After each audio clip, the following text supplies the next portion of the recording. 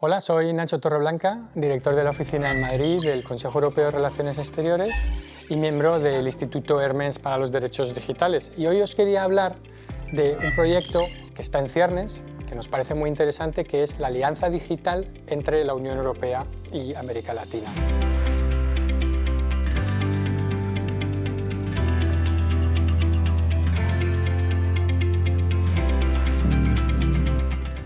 ¿Por qué pensamos que es un proyecto ilusionante y muy interesante tanto para la Unión Europea como para la región en Latinoamérica? Porque hay intereses convergentes. Sabemos, como ha pasado en España, que durante la pandemia ha habido una brecha de conectividad enorme. Muchas personas pudieron salir exitosamente en términos laborales de la pandemia, también en términos educativos, pero otras no. Latinoamérica fue una de las regiones del mundo más castigadas por la pandemia y donde más se puso de manifiesto la desigualdad que afecta a la falta de conectividad. Por ejemplo, como podéis ver, el 77% de las personas en las áreas rurales no tienen conexión y el 47% de las personas de menos de 25 años no tienen acceso a Internet. Cuando hablamos de nativos digitales y damos por hecho que en todos nuestros países los jóvenes son nativos digitales, pues este no es el caso en muchos países de la región y corremos el riesgo de tener una generación entera perdida en términos de conectividad y de alfabetización digital. Por lo tanto, hay una gran brecha digital donde las ciudades, las clases medias altas están muy conectadas, pero sin embargo quedan zonas rurales todavía ampliamente desconectadas. Y ahí la experiencia europea en conectividad y las inversiones europeas pueden ser muy interesantes y ayudarnos a cubrir esa brecha. Hay un problema de cara a esta oferta y es que hay dos actores que mientras Europa dormía se han posicionado de forma muy estratégica y muy activa en la región, tanto desde el ámbito político como en el ámbito tecnológico. China, por un lado, con grandes inversiones en el sector tecnológico en la región, con sus tecnologías que son baratas pero no son malas, son punteras ya en muchas cuestiones como todo el mundo sabemos, y en Rusia, que juega un papel muy disruptor desde el punto de vista de su injerencia en los procesos electorales, en intentar socavar las democracias, la confianza de los ciudadanos con sus canales y sus medios de televisión y de radio propios, Russia Today, pero también con una gran presencia en redes sociales, sembrando desinformación sobre la salud, por ejemplo, como fue el caso de la pandemia, pero también ahora sobre estas narrativas sobre la guerra de Ucrania y que le afectan y las sanciones a las que están sometidas. ¿Puede la Unión Europea aumentar su influencia en la región? Sí, pero para ello tiene que tener claro qué es lo que quiere y cómo quiere hacerlo. Lo puede hacer si entiende que las necesidades de la región son convergentes con las necesidades y la visión que tiene la propia Unión Europea.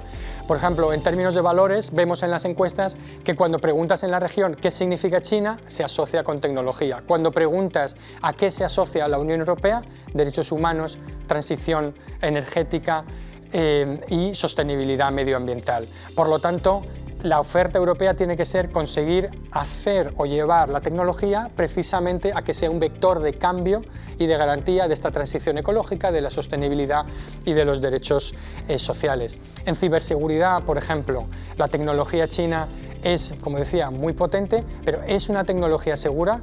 Es razonable que los sectores públicos y los sectores de seguridad en muchos de estos países estén en manos de empresas que están sancionadas porque, según la Ley de Seguridad Nacional China, tienen la obligación de someterse a los requerimientos de las autoridades chinas. Son empresas que parecen empresas privadas, pero son propiedad o bien del Ejército de Liberación Popular o del Partido Comunista Chino. Tiene sentido que tus sectores más estratégicos de telecomunicaciones estén en manos de estas empresas. Tenemos que mirar eso con mucho cuidado porque en Europa lo estamos haciendo. En qué ámbitos de nuestro sector de telecomunicación puede o no debe haber empresas que puedan estar calificadas como vendedores de riesgo. Lo mismo nos pasa, como decía, con la conectividad y sobre todo en las áreas rurales. Son inversiones que son muy costosas y que requieren programas de inversión apoyados en créditos a la exportación que instituciones europeas multilaterales podrían soportar o que podrían avalar con estos programas que se han lanzado ahora de conectividad global, como el programa Global Gateway que ha puesto en marcha Europa. Por lo tanto, ¿cómo hacerlo y qué agenda tenemos por delante? Habrá hay una presidencia española en el segundo semestre de la Unión Europea del año 23, con una gran cumbre Unión Europea, América Latina y Caribe, que tiene esa oportunidad de consolidar o cristalizar esta alianza tecnológica y digital entre América Latina. Pero para que eso sea realidad necesitamos cosas tangibles, no retórica. Necesitamos inversiones en conectividad, inversiones en ciberseguridad y una convergencia en legislaciones sobre derechos, en la cual muchos países de América Latina están sumamente avanzados y donde puede haber una gran convergencia. Y eso ofrece a España un papel o una oportunidad también de liderar esa agenda, en el entendimiento de que tenemos una experiencia mucho más importante que en la región que tienen otros países. Pero por supuesto es importante que no solo España, y no triunfará si solo España tiene esta visión, es necesario que España juegue ese papel de arrastrar a otros países que tradicionalmente no han mirado mucho a la región porque pensaban que no tenían intereses estratégicos allí, pero que la guerra de Ucrania y esa alianza estratégica que también se produce en el ámbito tecnológico entre China y Rusia, que se materializó el 4 de febrero, inmediatamente antes de la invasión de Ucrania, es un continente en disputa y es un continente donde la Unión Europea tiene que estar presente, no solo por los intereses económicos y empresariales españoles, sino por los intereses globales de la Unión Europea. Se necesitan socios en la región, hay países que quieren acercarse y aproximarse a la Unión Europea, que están esperando ofertas interesantes que puedan competir con esa presencia china, y hay sobre todo muchos países que están hartos, ¿no? o que han sido víctimas tanto de ataques por la parte de ciberseguridad de Rusia y de injerencias en sus procesos electorales, y que han sido sometidos a desestabilizaciones por parte de Rusia. Y por lo tanto hay una oportunidad ahí también de cultivar ese liderazgo de los países latinoamericanos, como en el caso de Colombia y Chile, con dos gobiernos que quieren sostenibilidad, que quieren transición verde, que quieren transición digital, y que han prometido a sus poblaciones que habrá conectividad al final de sus mandatos.